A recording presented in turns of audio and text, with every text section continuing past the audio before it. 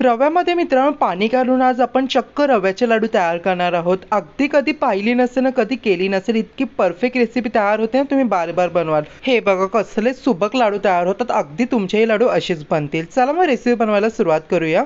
सर्वप्रथम आपल्याला 2 कप इतकं बारीक किंवा मोठा कोणताही रवा घ्यायचा आहे। त्यामध्ये 1 कप पाणी टाकून छानपैकी मिक्स करायचं आहे।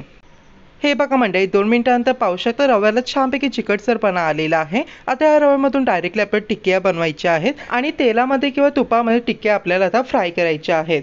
हे बघा मित्रांनो, 3 मिनिटांनंतर टिक्क्या आपल्याला छानपैकी टर्न करायची, म्हणजे दोन्ही साईडनी टिक्की व्यवस्थितपणे कुक होईल। तसेच मंडळी या टिक्क्या आपल्याला मीडियम फ्लेमवरती फ्राय करायची, हाय फ्लेमवरती फ्राय करू नका, नाहीतर टिक्क्या लगेच गोल्डन ब्राऊन होतील आणि आतमधून रवा कच्चाच राहील। हे बघा, टिक्क्या व्यवस्थित गोल्डन ब्राऊन झाले की प्लेटमध्ये काढायच्या आहेत।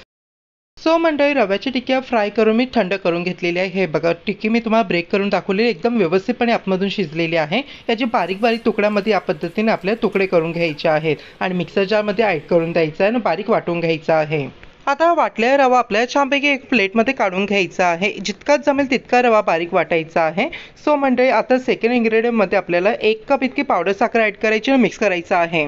आता हाय फ्लेमवरती पॅन ठेवून पॅनमध्ये 2 मोठे चमच इतकं साजूक तूप ॲड करायचे, ड्रायफ्रुट्स ॲड करायचे आहेत, छानपैकी मिक्स करायचं आहे। हे बघा मंडळी, ड्रायफ्रूट छानपैकी हलके गोल्डन ब्राऊन झाले की आपल्याला छानपैकी साजूक तूप आपल्याला वाटलेल्या रव्यामध्ये ॲड करून मिक्स करायचं आहे।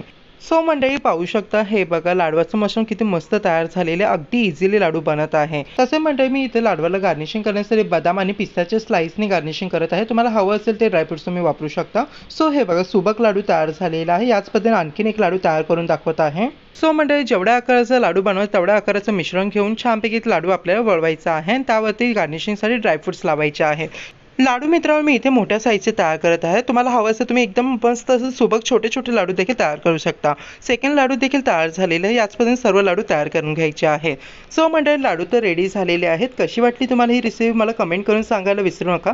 रेसिपी आवडली असेल रेसिपीला नक्कीच एक लाईक ठोका, तसं आपल्या चॅनल प्लीज सबस्क्राईब करा। नक्की लाडूची ही रेसिपी ट्राय करून बघा। चला मंडळी, पुन्हा भेटूया। हर हर महादेव।